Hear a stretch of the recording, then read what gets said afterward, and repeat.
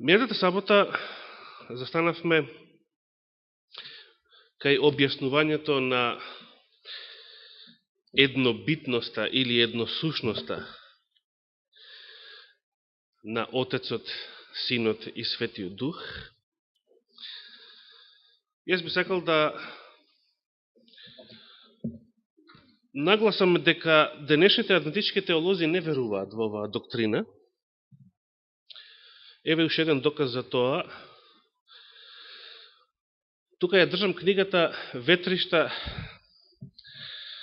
на доктрини, така се вика во превод, од браќата Колин и Расел Стендиш. Оваа книга ја купив 2000-та година во Германија од нив. Меѓу другото се дискутира и за тројството. Тие лично одбегнуваат да го нарекуваат тројство, туку го користат изразот божеството. И за актуелните полемики што се водат денес во адвентизмот во врска со тројството, со божеството воопшто. И интересно е откако на едно место се цитира доктрината на Никејскиот собор или символот на верата, дека Божиот Син е од иста суштина со Отецот. Авторите велат дека адвентистите на седмиот ден, значи во оваа книга велат, го отфрлаат овој концепт на божеството. Тоа го пишува во 89-та страница од нивната книга. Зошто тоа го велат? Затоа што тие се свесни дека денешниот адвентизам не го верува тоа. Не верува дека Синот е од иста суштина со Отецот. Тие веруваат во третеизам. Веруваат во еден поинаков концепт. Сега, да погледнеме еден интересен цитат од Елена Вајт. Собране целиот тук? Го собира целиот. Во ред. Ова е, можеби, единствениот цитат од низините списи, каде што таа не го споменува традиционалниот израз за тројство, Trinity на англиски, но сепак е еден цитат кој што најчесто се цитира во прилог на тоа дека и таа самата верувала во тројство. Се разбира, тоа е вистина, според сето она што го читаме од незините списи. Утешителот што Христос ветил да го испрати, откако се вознал на небесата, представува Духот во сета полнина на Божеството, прикажувајќи ја силата или моќта на Божествената благодат на сите кои што го примаат и веруваат во Христа како личен спасител. И го подлеков посебно овој дел, ова реченица: постојат три живи личности на небесното трио. Значи, Елена Вајт го споменува изразот небесното трио. Кои се тие три живи личности на небесното трио? И во името на овие три големи сили, Отецот, Синот и Светиот Дух, оние кои што го примаат Христа со жива вера, се крштаваат. Знаете, денеска се шири една глупост кај некои верници ширум светот, кои што не веруваат во тројство. Тие бараат да бидат повторно крстени, само што наместо во името на Отецот, Синот и Светиот Дух, бараат да бидат крстени само во името на Отецот и Синот. Таа глупост, се разбира, е спротивна на овие зборови. А не само на овие, спротивна е на Светото Писмо, нели? Во чие име самиот Господ заповедал да се крштаваме? Еднаш ја начнав оваа тема летоска, би сакали сега да го повториме тоа. Ке отвориме во Евангелието според Матеј, 28 глава. Првото по редослед Евангелие во Новиот Завет.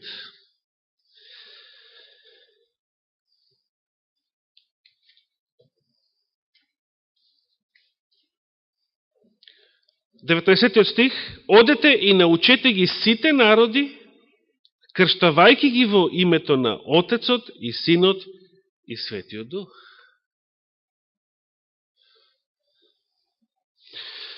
Дали ова беше единственото место каде што се споменуваат заедно Отецот, Синот и Светиот Дух? Оние што Елена Вајд ги нарекува трите живи личности во небесното трио. Да се подсетиме на еден друг текст во првото Јованово послание, пред да го довршиме овој цитат.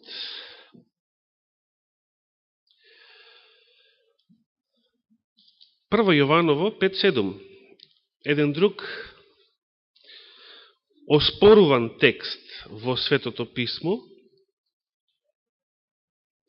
затоа што мнозина веруваат дека тој не бил изворно напишан од апостол Јован, дека го нема во така наречените постари кодекси на библиски ракописи, на новозаветни списи,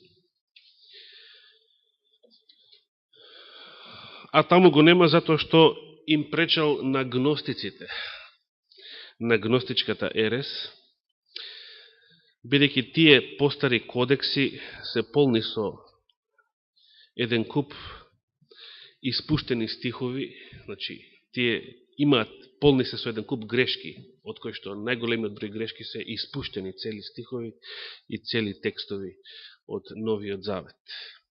Зошто се испуштени? Затоа што не им одговарале на гностиците, на оние на еретиците кои што не верувале во учењето за божеството на Исуса Христа. Исто така не верувале во личноста на Светиот Дух. Што ни вели, кој дел од овој Јованов стих е испуштен во Новиот Завет? Значи, прво Јованово послание, 5 глава, 7 стих. Зашто тројца се кои сведочат каде?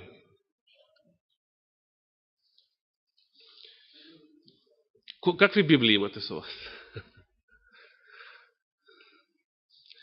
Какви Библии имате со вас? Прво Јованово, прво послание на апостол Јован, поточно.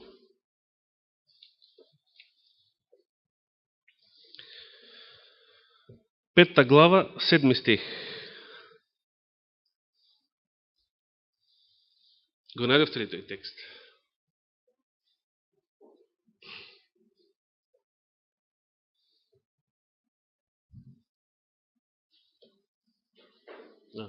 Го најдем. Добро. Компјутерот го најде текстот побрзо од вас. Да се пошегуваме малку. На мене ме интересира што вели вашата Библија, вашиот превод, што го имате. Каков све превод имате на располагање? И како гласи овој стих?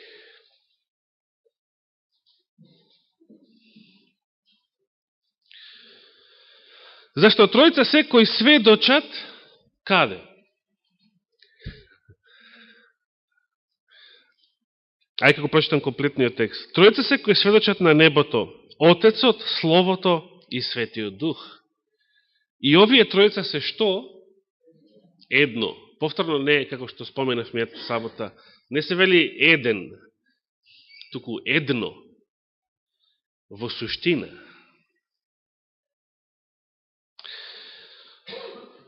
Отецот, Словото и Светиот Дух. Кој е Словото тука? Значи, Отецот, Синот и Светиот Дух се споменати. Понатаму 8 стих вели и тројца се кои сведочат на земјата. Духот, водата и крвта. И тие три се во едно. Вака гласат вашите Библии? Вака зборуват вашите Библии? Зошто во некои Библии, еден дел од овие два стиха се наоѓа во заграда.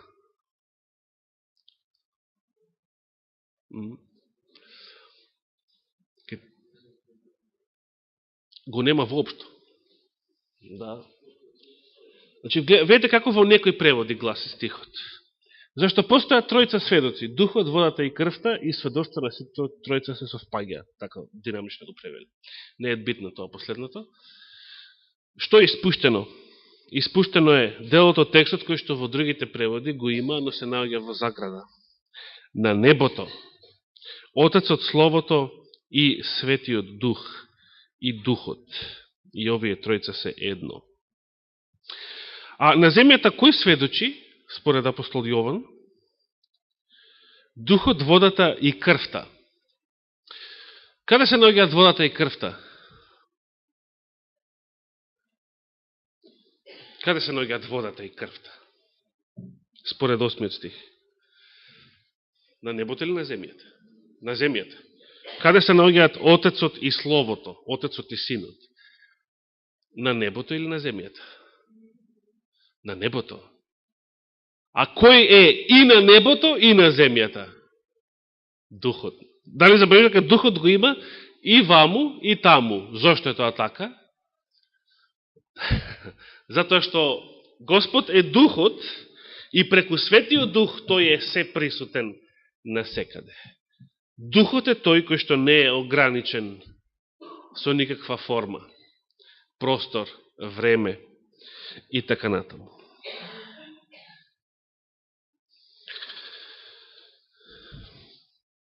Според теологијата на оној проповедник што го споменав минатата сабота со 4 факултета, кој што вели дека Отецот, Синот и Светиот Дух се 3 духа, а не еден дух. Значи 3 Бога во превод, а не еден Бог. Јован би требало да напише дека и Отецот, и Словото, и Духот се и на небото, и на земјата. Ако Отецот и Синот се присутни независно од Духот. Или ако Духот е некој независен од нив.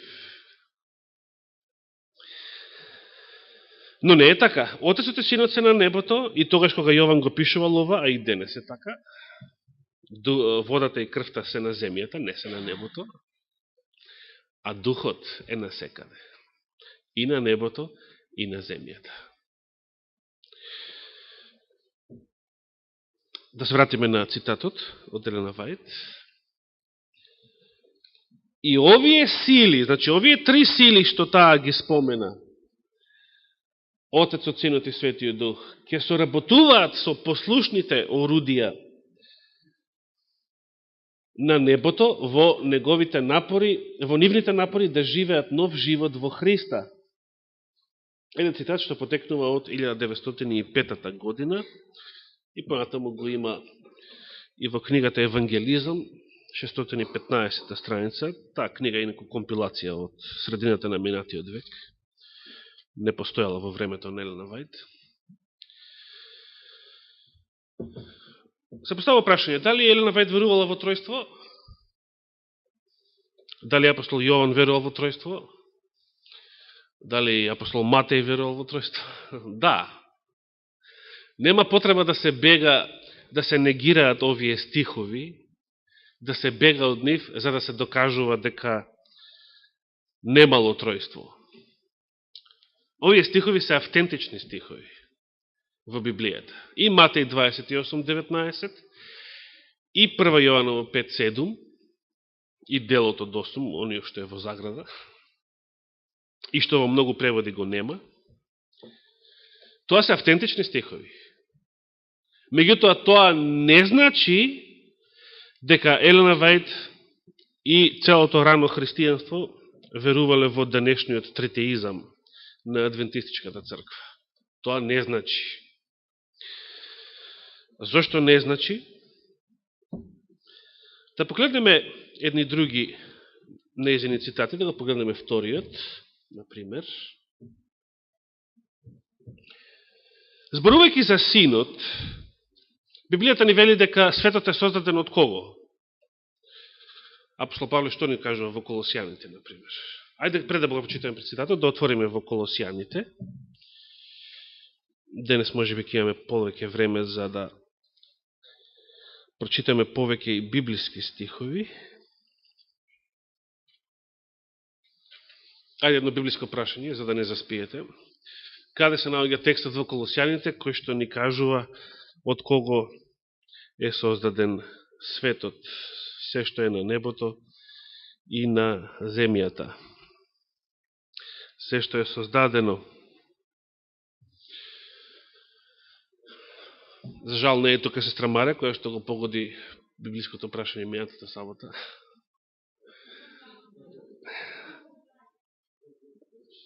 Добро.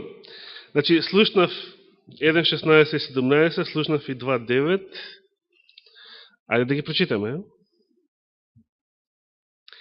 Бидејќи преку него, 1.16, е создадено се што е на небесата и што е на земјата. Преку кого? 15 стих предходно вели, тој е слика на невидливиот Бог. Многу интересен стих. Оваа мисла, слика на невидливиот Бог, ќе ја прочитаме во последниот цитат на Елена Вајд, што денес ќе го прикажеме. Христос, значи, е слика на невидливиот Бог. Овие зборови он ги кажува исто така и во рани списи, во една од тие визии, што она ги имала како девојка, или како млада жена. Првороден пред секое создание. И сега внимавајте, бидејќи преку него, значи преку Христа, е создадено се што е на небесата и што е на земјата, видливо и невидливо, било престоли, било господства, било началства, било власти, се е преку него и за него создадено. Се е создадено преку Христа. 17 стих вели, тој е пред се и се во него стои, или се во него се одржува, вели еден друг превод.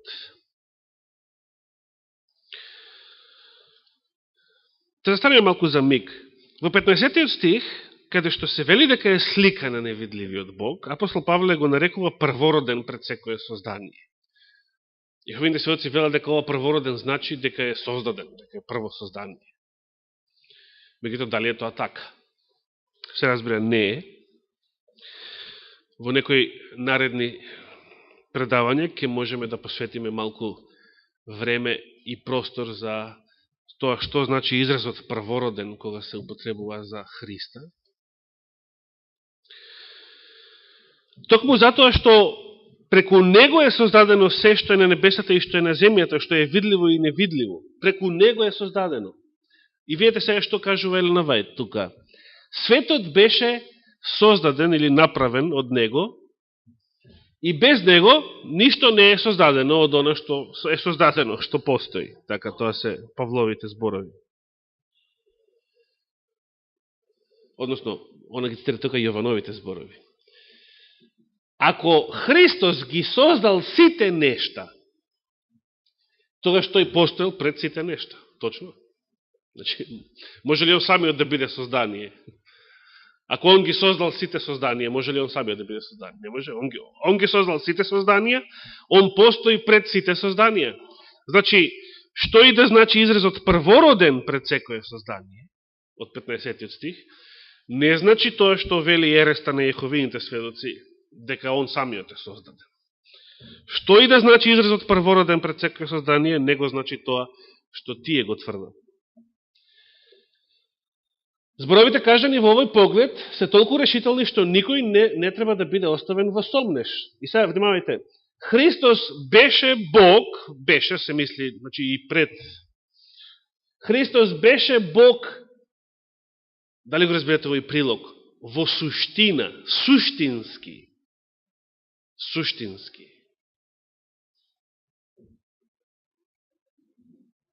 И во највисока смисла. Зошто во највисока смисла? Христос не е некој помал Бог.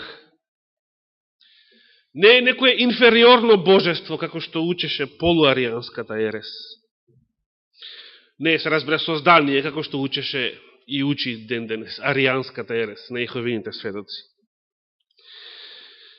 Имало во историјата и многу други ереси, така наречениот субординационизам, или Христос е некое божество од понизок ранг, подчинето на Отецот како божество од повисок ранг. Се тоа погрешни учења. Христос е Бог во највисока смисла, баш затоа што е од иста суштина со Отецот. Не може да биде нешто пониско, помалку вредно од Отецот кога е иста суштина. Дали Благојче е помалку човек од Данило? Дали вашите деца се луѓе од понизок ранг во однос на вас самите? Од исти ранг, точно.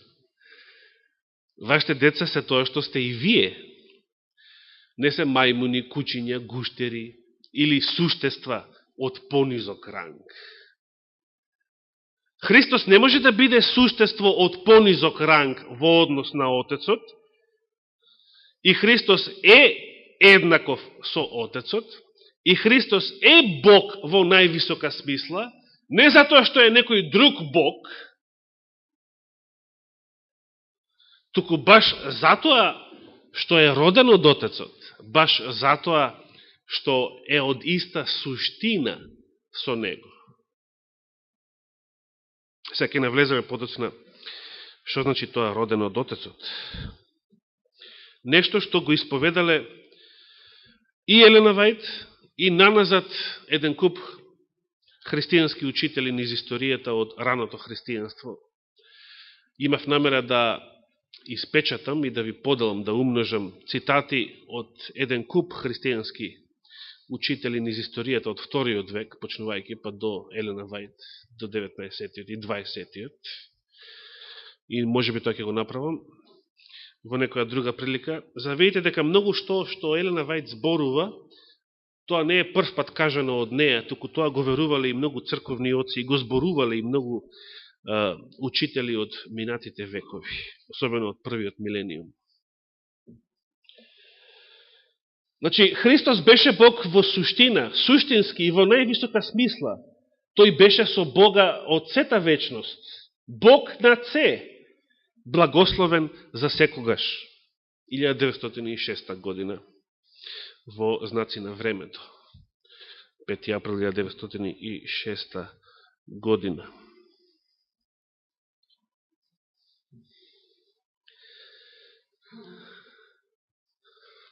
Повели Васко? Библиски? Ајде, прочитай.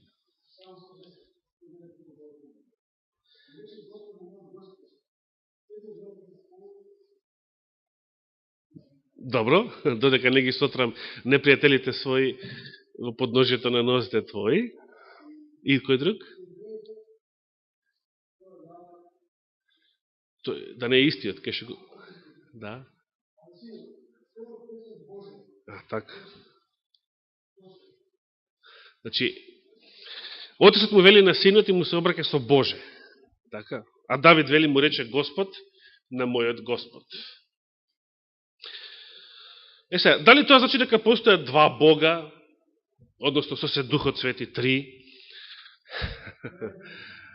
Дали постојат два Господа или три Господа? Не. Постои еден Господ. Тоа е учењето и на Стариот и на Новиот Завет, и тоа го докажахме минатата сабота.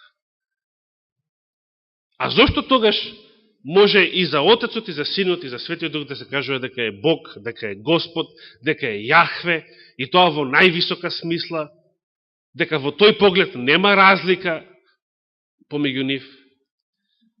Затоа што е истото божество, истата божествена природа, истата суштина. А што е суштината на божеството?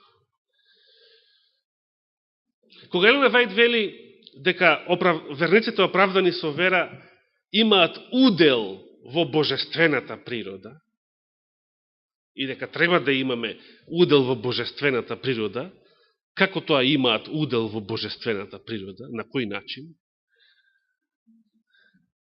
што е суштината на божеството, што е природата на божеството, е духот, како може да имате удел во божествената природа, ако сте вие исполнети со Светиот Дух. Не е тоа некоја материја, некоја непозната субстанција, тоа е духот. Едниот и единствениот дух, кој што се разбира, неговата природа воопшто не ја разбираме, ниту можеме да ја разбереме.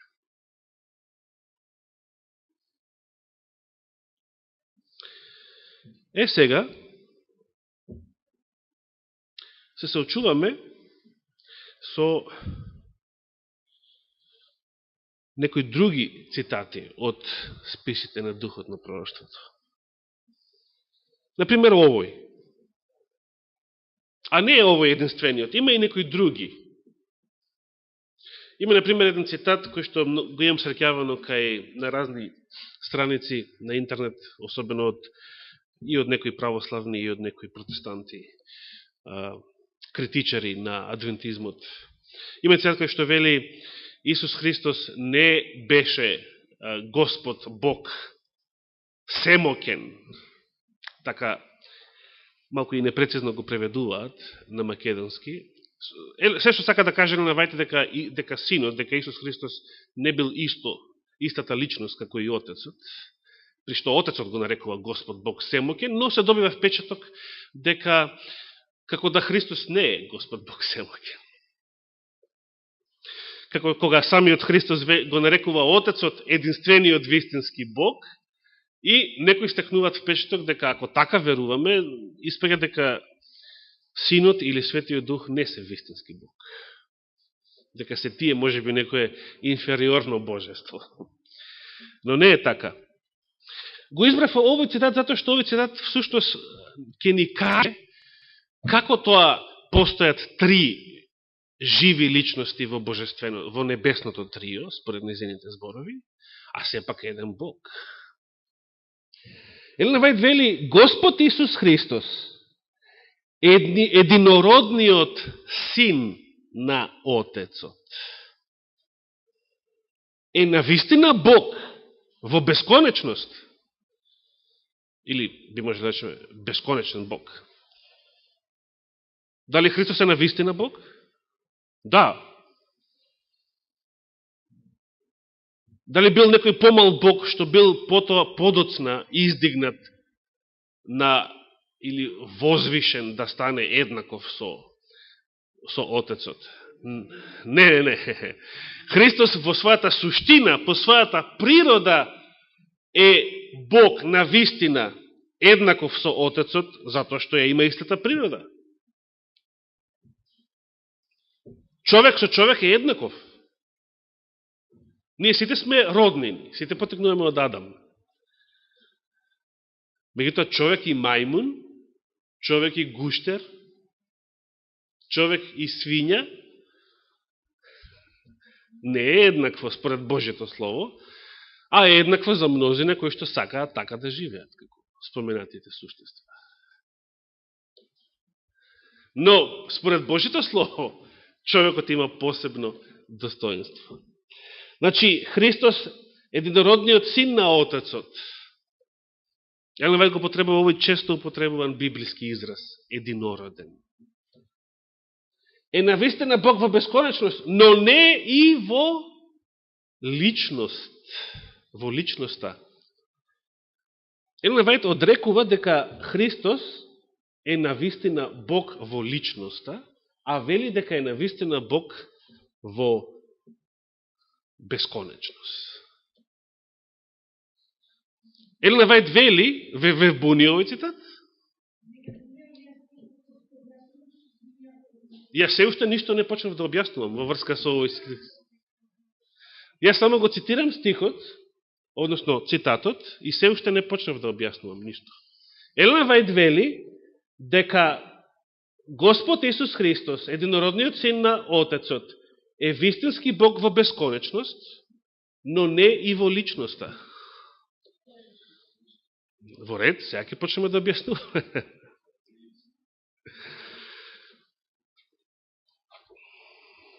Постои само еден Бог во личноста. А кој е тој?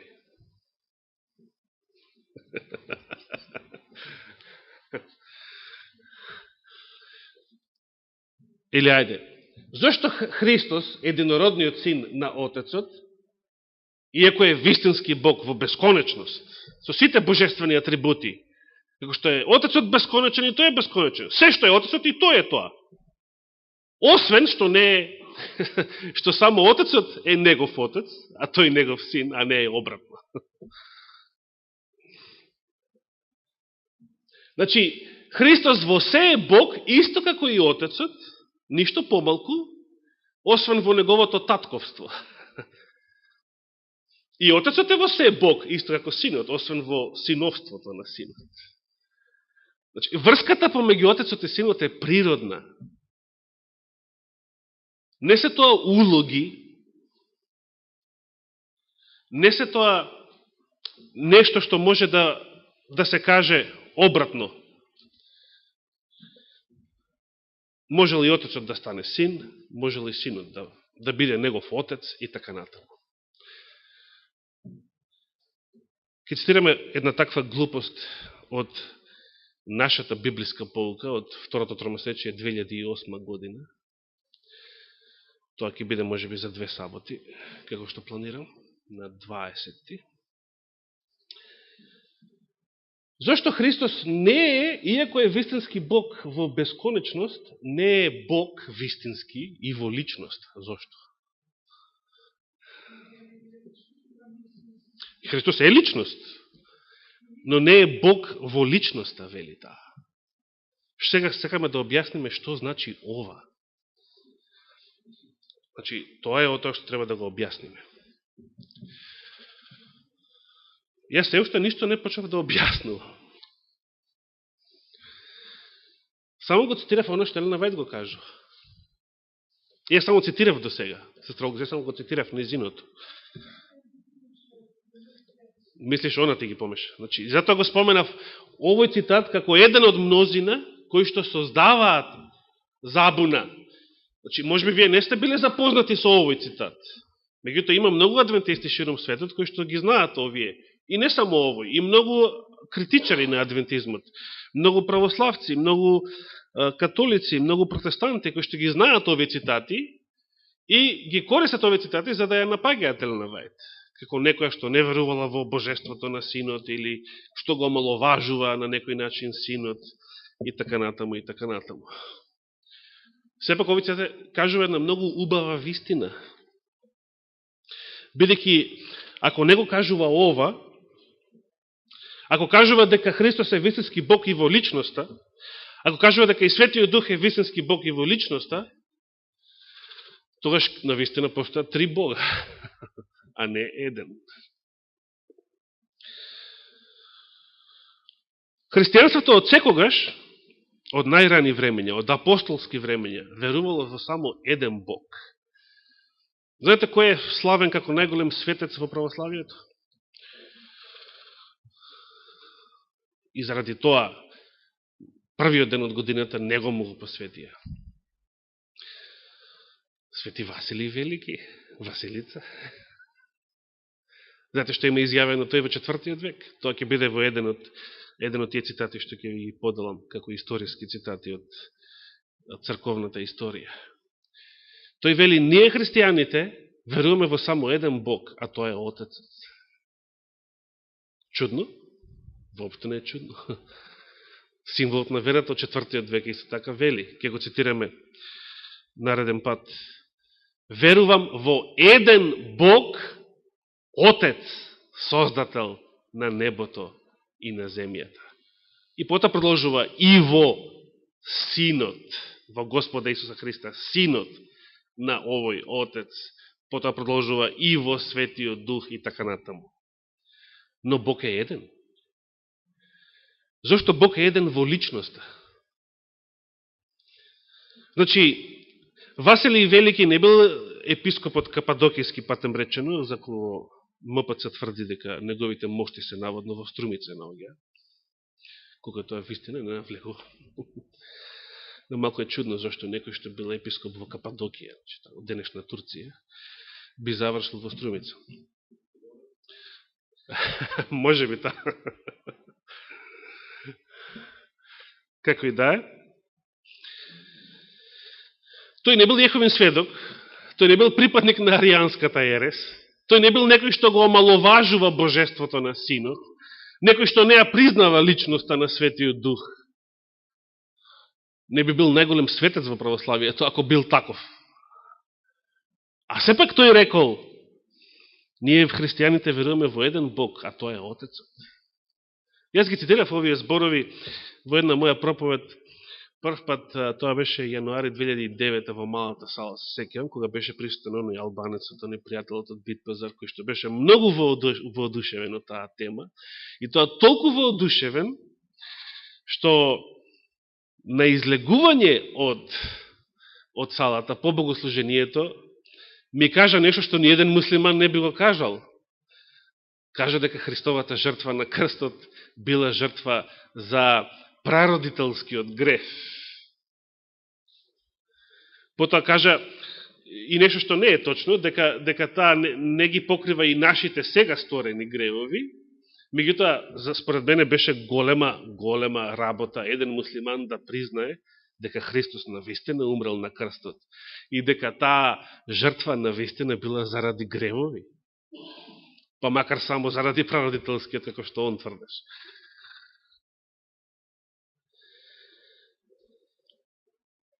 Да поставиме едно прашање. Што сте вие по природа? Луѓе, така. Во ред. Ајде да го земеме Васко како еден. Васко, што си ти по природа? Во еднина. Човек, така. А дали си ти тој човек што Господ го создал? На почетокот? А кој е тој? Значи, кога го праша Васко, што си ти, Васко? Васко рече човек. А кој си во личноста? По природа си човек, така? А кој си ти во личноста? Кој си? Ти си Васко во личноста, не си Адам во личноста. Адам е некој друг. Значи, човекот по кого се именуваме, како значи, нашата природа, нашата суштина, човек, ја именуваме според личноста на првиот човек, бидејќи од него потекнуваме. Сите сме ние Адам, сите сме ние вистински Адам по природа, но не во личноста. Јас сум Јани, Трајче си е Трајче, Васко си е. Сите сме ние Адам по природа, во суштина, но не во личноста. Само првиот човек е Адам во личноста. Кој е единствениот вистински Бог според Христовите зборови во Јован 17.3? Отецот. Зошто? Значи ли тоа дека он самиот не е вистински Бог? Ке видиме, символот на верата вели за Синот вистински Бог од вистински Бог. Роден од Отецот пред сите векови. Во 4. век. Христос е личност, Светиот Дух е личност. Се разбе. Елена Вајд не ти тврди дека Христос не е личност, но Елена Вајд тврди дека не е вистински Бог во личностен смисол, во личноста. Како што јас не сум Адам, првиот човек, во личноста, јас сум друга личност, но јас сум од неговата суштина, неговата природа. Јас сум по природа Адам. Да поставиме едно друго прашање. Колку Израела постојат? Во Библијата колку Израела постојат?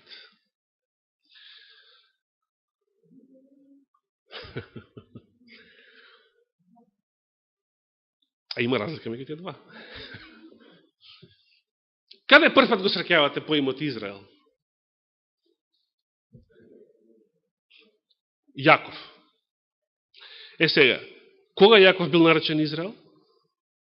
Кога бил телесен и кога станал духовен. Кога станал духовен. Кога станал духовен. Целиот израелски народ, зашто се нарекува Израел? Зашто Божиот народ во Стариот Завет се нарекувал Израел? Затоа што потекнуваат од Израел. Сите евреи потекнуваат од, не денес сега има еден куп, например, ашкеназите се незнабожци во средниот век, станале евреи, прифатели јудаизам. Меѓутоа, ако збориме за библиските евреи од тоа време, сите тие потекнуваат од Израел, од Јаков. Од Аврама, дедо му, потекнуваат еден куп други народи, кои што не се евреи. Аврам бил татко, нели, на многу народи. И од Исак дури потекнуваат и други народи. Например, едомците од Исав, братот на Јаков. Че има и пагански народи што потекнуваат и од Аврама и од Исака, но израелците потекнуваат од Јаков и затоа се нарекуваат Израел. Во Библијата постои само еден Израел. Оние кои што не се духовни, апостол Павле не ги признава за Израел, вели, тоа се лажни евреи. Значи, ако сте израелец, за да бидете навистина израелец, треба да бидете духовен, според апостол Павле. Затоа што Јаков станал и бил преименуван Израел, кога? Кога станал духовен, кога победил. Кога победил Израел, тоа значи Господ е победник.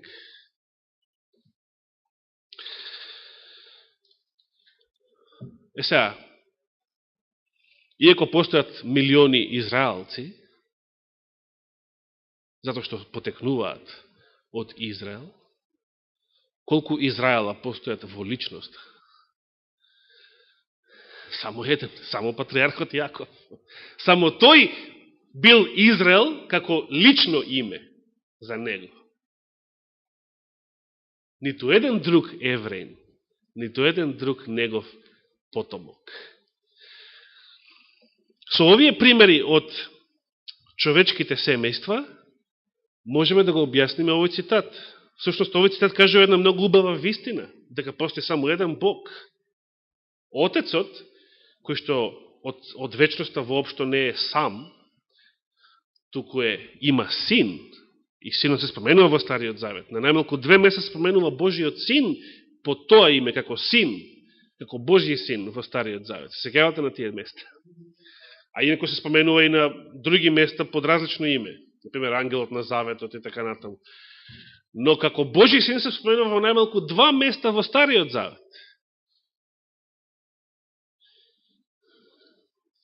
Дури царот на Навуходоносор во едно од тие 2 места го препознава четвртиот во огнената печка, освен Седрах, Мисах и Авденаго, четвртиот, препознава четврта фигура. И што вели за таа? На кого му личи тој четвртиот? На Божиот син му личи. Од каде знал Навуходоносор дека постои Божи син? Дека Даниловиот Бог има син? Значи, пророкот Даниел. Значи, пророкот Даниел и неговите другари знаеле дека нивниот Бог, Богот на Израел, Јахве, има син.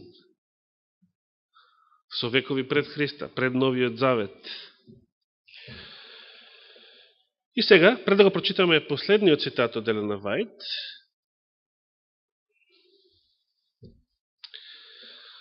во предходниот, вториот, односно во овој, се извинувам, таа го споменува овој библиски израз единороден. Денеска се води дебата што би требало да значи единороден.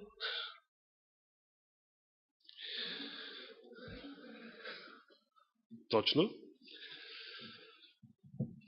Меѓутоа, никаде Библијата не зборува дека Христос е единороден, значи не употребува оваа придавка, без да каже дека е и син. Значи, секаде единороден се споменува заедно со син. Христос е единороден син Што и да значи единороден, не може да значи нешто со кое што сакаме да избегаме од тоа дека он е син на Отецот. Он е единороден син. Како што не само раното христијанство, току прочитавме изборови од Елена Вајд минатата сабота, дека Христос е од една суштина со Отецот. Што беше суштината? Духот. Синот го има истиот дух како и Отецот. Сеќавате, ви дадов една домашна задача. Дали може да најдете во Новиот Завет стихови каде што се вели дека Светиот Дух е дух на Отецот и каде што се вели дека Светиот Дух е и духот на Синот. Ке ви ја продолжам домашна задача за нареден пат. Ке имате 2 недели, значи до 20 декември. Можеме, освен овие два збора, суштина, природа, а тоа е духот, можеме да кажеме дека Христос е од ист род со Отецот. Точно или не е точно? Точно. Значи, ако е од иста природа, од иста суштина, со истиот дух, значи, од ист род со Отецот. Значи, мнозина во Библијата се наречени Божји синови или ќерки. Пример, Адам е наречен Божји син. Ангелите се наречени Божји синови. Зошто кога за Христа се вели дека е Божји син, се додава придавката единороден? Затоа што треба да се направи драстична, бесконечна разлика помеѓу неговото синовство и синовството на сите овие други. И сега почитаме последниот цитат од Елена Вајд, кој што ни објаснува што тоа значи, а ја ќе поставам дека ова не се неизини зборови. Овие зборови ги кажувале мнозина црковни учители во христијанството со векови пред неа. Елена Вајд вели, значи, била принесена комплетна жртва, затоа што Господ толку го возлюбил светот, што го дал својот единороден син. Ки цитира зборовите од златниот стих, Јован 3,16, и сега она објаснува што значи единороден син. Ова се зборови што всушност она директно ги има превземено од Вагонер. Вагонер ја кажува оваа мисла со своји зборови, може би незначителна разлика, во неговата книга Христос и неговата праведност, 1890 година, значи 2 години после конференцијата во Минеаполис. Не син по создавање, значи Христос не е таков син каков што е Адам. И Адам не речем Божи син, нели? Но Христос не е таков син. Не е син по создавање, како што беа ангелите, сега го зима ангелите како пример. Ангелите се создадени Божји син. Не син по посвојување, значи Христос не е посвоен син, како што е грешникот кому му е простено. Значи, оправданиот грешник, можеме да речеме. Новиот завет на вистина ги нарекува, што вели Јован 1.12, сеќавате? А на оние што го примија Христа, им се даде што? И власт, и право да се наречат синови Божи. Апостол Павле вели, тоа е затоа што духот, оној дух кој Христос го има по природа, истиот татков дух, светиот дух, на оправданиот грешник, на оправданиот верник, му се дава по благодат истиот дух. И ако во вас живее духот, тој дух, тогаш и вие ќе воскликнувате Ава, ќе му се обраќате на Бога со Оче. Многу убава мисла од посланието до Галатјаните. Но Христос не е таков син. Христос не е ниту посвоен син, како што се оправданите верници, не е ниту создаден син, како што се ангелите, туку е каков син. Син, вели, роден. Роден, и сега таа тука го потребува оној израз што апостол Павле го потребува во Колосјаните. Како верна слика на татковата личност. И во сиот сјај на неговото величество и слава, еднаков со Бога во власта, честа и божественото совршенство. И уште една Павлова мисла од Колосјаните, во него пребива сета полнина на божеството. Тоа беше Колосјаните 2.9. Само што таму апостол Павле додава телесно. Значи, во Христа пребива сета полнина на божеството телесно. Што значи единороден син? Таков Божји син, кој што, за разлика од создадените битија или оправданите грешници со вера, е син од еден род со Отецот.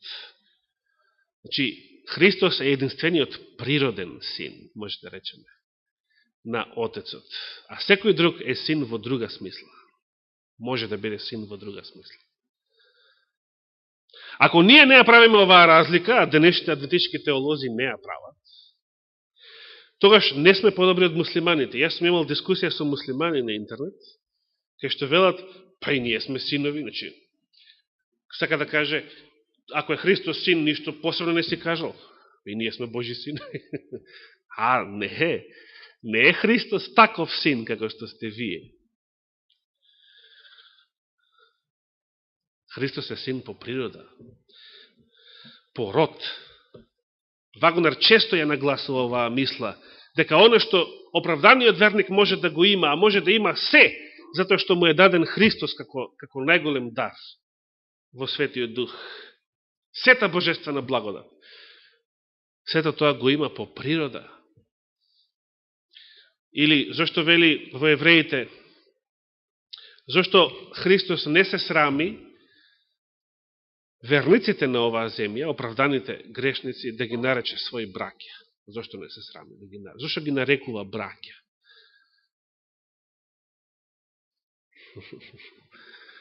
Зошто ги нарекува браќа? Значи, што имаат тие, а што има Христос? Значи, го примиле Духот. Зеле удел и тие во божествената природа, во Светиот Дух. Но, која е драстичната разлика? Што сето тоа, што тие го имаат по благодат, Христос го има како? По природа. Или како што Вагонер вели во својата книга, Христос го има тоа по право. А ние се што имаме и овој живот, и овој прљав скопски воздух што го дишеме, не го имаме по право. Не постојат човечки права. Евангелието од Минеаполис вели дека единственото нешто што го имаме по право, што ни следува по право, е гробот. Само тоа го имаме по право. Само тоа сме го заслужили. Поточно смртта, бидејќи мнозина умреле и без гроб, да бидат погребани.